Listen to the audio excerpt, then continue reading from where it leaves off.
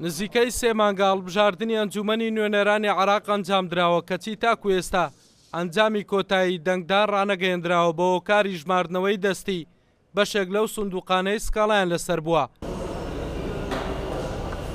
کۆتایی نەهاتنی پرۆسەکە و کۆنەبوونەوەی پەرلەمانۆکاری سەرەچین بۆ دواکەوتنی پێکهێنانی حکوومەتی نوێ عێراق بەڕای چاودێرانی سیاسیش پێکنێنانی کابینەی نوێ حکوومەت چەند درەنگ بکەوێت زیانی زۆرتر دەبێت. بەتاکید چەندی دوا بکەوێتن زیانی زیاتر چکە حکوومەت دەکەوێتە حکوومەتی کاربڕێکەر ئێستاکە مەسەلا گروپەکانی تر ینی ئەوەندە شان نادەنێت هەتا لەم قەیران و خۆپیشاندانانەی باشووری عێراق هەنی عەبادی ئەگە سیر بکەی بە تەنها مایتەوە.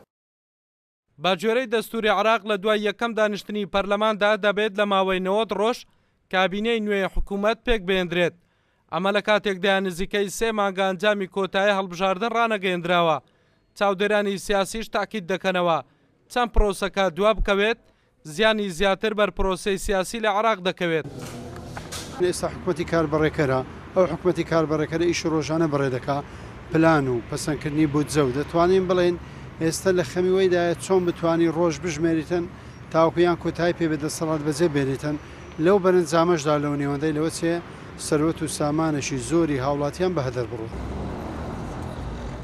لە دوای هەڵبژاردننی 12 ئایاری ئەنجومەنی نوێنەرانی عێراق لایەنە شیعەکان زۆرترین گفتوگۆ و دانوستانیان کردووە بۆ پێکهێنانی گەورەترین کوتلەی پەرلەمانی و دیاریکردنی کەسایەتیەک بۆ پۆستی سەرۆکوەزیران، بەڵام تا ئێستا لەسەر ئەو پرسە ڕێک نەکەوتون. ئەلگورد ئەحمەد، کورتسات نیوز، هەولێر.